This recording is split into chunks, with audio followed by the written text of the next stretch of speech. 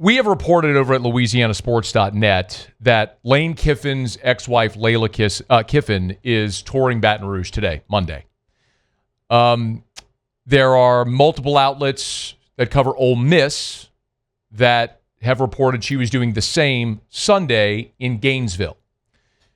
It doesn't really take a rocket scientist right now to figure out what's happening. All you had to do was pay attention this past weekend to what was happening in and around the Ole Miss football program. And I have been telling you for weeks now that I am certain that Lane Kiffin is LSU's number one target. I'm still not certain that Lane Kiffin is going to be the LSU coach. So let me be very clear about this. I'm not sitting here telling you today, Lane Kiffin's going to be the LSU coach. Not saying that. He may go to Florida. He may stay at Ole Miss. He's got good options. He's got three really good options. Stay where you are, go to Florida, go to LSU. He's got three really good options. What I will absolutely say is what I've been saying, and now it's becoming clearer. The interest between LSU and Lane Kiffin is real, and it is sincere. This is not Jimmy Sexton working both sides against each other to try to get the biggest deal. He's going to get that anyway. Lane, wherever he's got a contract on the table at Ole Miss that would make him the highest paid coach in college football. Kirby's making $13.3. Ole Miss has had that contract on the table for him that would beat that. You know LSU would beat it. You know Florida would beat it. He's going to make money no matter what. But today, Monday, Layla Kiffin is flying into Baton Rouge to tour the city. And it's everywhere now. Ole Miss people have it. The Advocate reported it. We reported it at LouisianaSports.net. Everybody's got it. There's pictures of the plane there at the MMR hangar up in North Baton Rouge. I mean, this flight aware stuff from Oxford to Baton Rouge. It's out there. Okay, this is obvious. And Layla Kiffin wouldn't be flying to Baton Rouge today to go shop at Perkins Row. She's coming here on a fact-finding mission. And if you're not familiar, just very quickly, the brief background there. So Lane and Layla Kiffin were married. They have 3 children together. They divorced in 2016. They have reconciled. I do not know anything further. I cannot tell you anything about their family dynamic, only what they have put out publicly that they have reconciled. Their 2 older children, Landry, is a student at Ole Miss. She's dating Whit Weeks. Their middle child, Presley, is a student at Southern Cal, where she's a volleyball player. And their youngest, Knox, has 2 years of high school remaining, where he's a quarterback at Oxford High right now. And Knox and Layla were living in California, Manhattan Beach. They moved to Oxford to be closer to Lane, right? So their families together. That's the quick 10,000-foot overview, so you all understand the dynamic of why Lane's ex-wife would be in Baton Rouge, because presumably they would all move together here or Gainesville. That's why they were in Gainesville yesterday.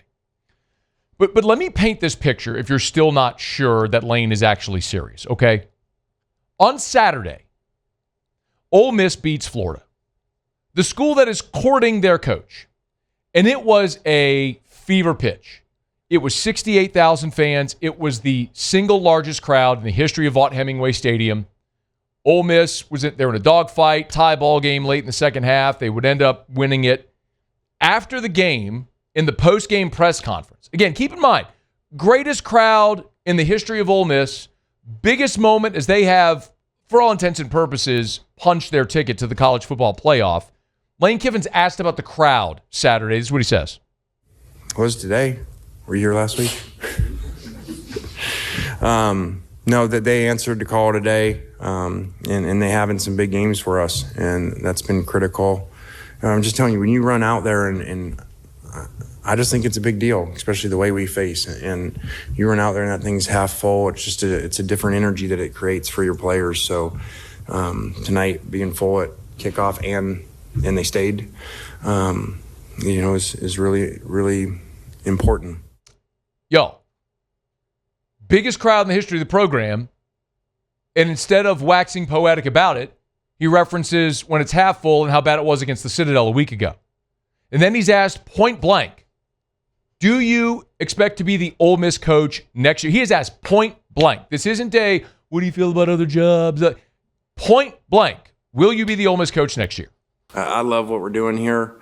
Today was awesome, and I don't talk about that stuff. And really, to even talk about it right now would be so disrespectful to our players and how well they played today. So, you know, we got a lot of things going here, doing really well, and I love it here. Look, you're talking about you just won a game, you're at 10 wins, you punch your playoff berth, you're like, for all intents and purposes, you're in the post-game press conference, they've given you everything you need, and what you do is you hem and haw, and if you watch it, it's so awkward. He's swaying side to side. He can't give you a straight answer. Well, what do you want him to say? You know what I want him to say? I want him to say what Dan Lanning said to Rich Eisen when he was asked point blank, what about other jobs? Remember what Dan Lanning said? Yeah, I'm not leaving Oregon. That's it. Yeah. Period. That's it. I'm not leaving Oregon. Yeah, I'm not leaving Oregon.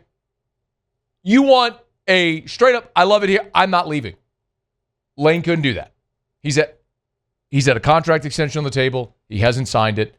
Post game, biggest game in the history of that program, and he can't give you a straight answer. Did you see the melt afterwards? The Mississippi Secretary of State, a guy named Michael Watson, don't know him. There's a tweet that said Ole Miss will have a good football coach in 2026. It may be Lane Kiffin. It may not be. Michael Watson quote tweets this and says, couldn't agree more. At some point, it'd be nice if our current coach, at Lane Kiffin, to reciprocate the love and gratitude shown by our administration, players, fan base, and collective. It shouldn't be this hard. By the way, Tyler Jordan, who's one of their top boosters, the owner of Realtree, also tweeted, he quote tweeted a tweet about the 68,000 fans that showed up, and he says, commitment with 3 hand-clapping emojis. He has since deleted that tweet. That was very clearly a veiled shot at Lane Kiffin for not committing. They are in Oxford right now going bonkers because they have everything they've ever wanted, and their coach isn't loving them back. So hopefully now you understand, like, this is a really real thing that Lane Kiffin is leaving Ole Miss. Now, he may wake up tomorrow and say, you know what am I doing? I love it here. I'm staying forever. He may. Or he may take the Florida job, or he may take the LSU job. And I'm telling you, there are a lot of people who believe Kiffin to Florida is a done deal. And I'm telling you, it ain't. I'm not saying it won't happen. He may pick Florida. He may. But that is not a done deal. If that were a done deal, Layla Kiffin wouldn't be in Baton Rouge literally right now as I'm talking to you on the air. I don't know where she is in Baton Rouge, but the plane landed earlier today, around noon, a little before. Michael Cobble from WBRZ just tweeted photos of the plane out there at the private airport. I'll pull him up right now. I mean, he's out. He was texting me earlier. He's out there. He's looking at the plane. He sent me a picture. Here it is. Look, pull that up, Paulie. He put yo Matt Mosquito. There's the plane. There it is, right there. There it is. Plane's there. Plane's still here. So, why LSU? Well, something we've all talked about. Les Miles and Ed Ogeron won titles. He knows Ed Ogeron. You think Lane Kiffin thinks he's a better head coach than Ed Ogeron? Just be honest. It's not a knock on Ed. Do you think Lane Kiffin, in his heart of hearts, believes he's a better football coach than Ed Ogeron? And he watched his good friend lead the greatest team in the history of college football at LSU. By the way, the people that Lane Kiffin has advising him, Nick Saban, Jimmy Sexton, where do you think they are direct? All the conversation about Nick that we've talked about, I am telling you, LSU representatives have spoken to Nick Saban throughout this entire process. Administrators, boosters, Verge Osbury said it on this show. That's not a surprise. But Nick is pushing them to Lane and Lane to them. And Jimmy Sexton has a great relationship with Verge Osbury as well. They've known each other since Nick was here the first time 25 years ago. That's a major benefit in this whole process, having Verge Osbury in that chair. Because I'm telling you, 4 years ago, Lane Kiffin was pissed off that neither LSU or Florida gave him an interview. And y'all know how I feel about Scott Woodward. I wish he was still the athletic director. But I think these conversations are much different if Scott's still the AD as opposed to Verge. You get the LSU brand. we may take it for granted, but Livy Dunn, look at the top NIL. Livy Dunn, Angel Reese, Flaugier, Paul Skeens. Go down the list. Shaq, Burrow, Chase, Jefferson. I mean, the LSU brand is massive. I mean, do you realize? Let me put this into context. And this isn't shade at Ole Miss. It really isn't. On Saturday, Ole Miss is celebrating the greatest crowd they've ever had in the history of their program. It's 68,000 people there for the game against Florida. Biggest crowd in the history of Vaught Hemingway Stadium.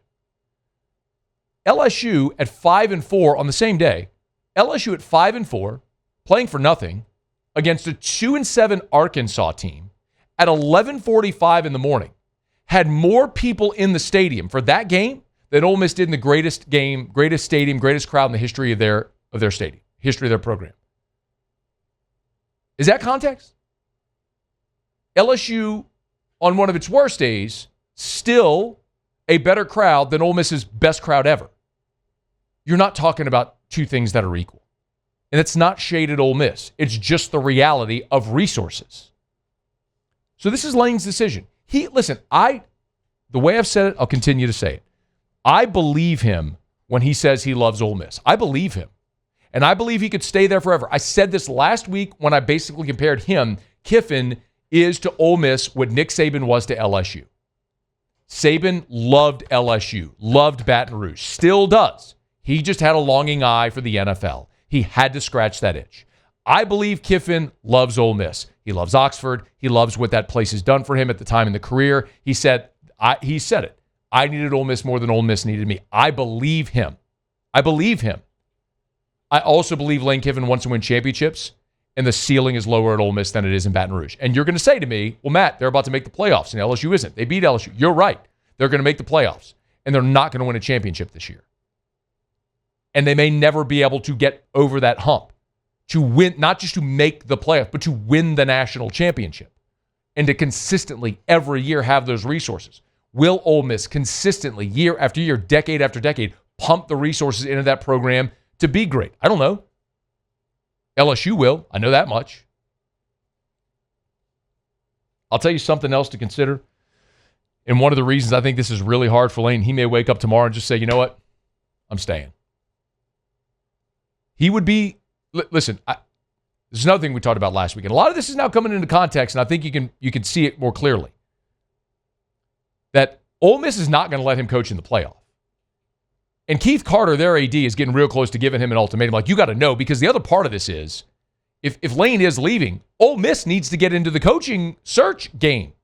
Like, what if they want to hire John Summerall? What if Lane leaves and Ole Miss wants to hire John Summerall? Well, John Summerall, it sounds like, is far down the road with Auburn. Well, you got to get moving. So they're not going to wait with Lane through the playoff.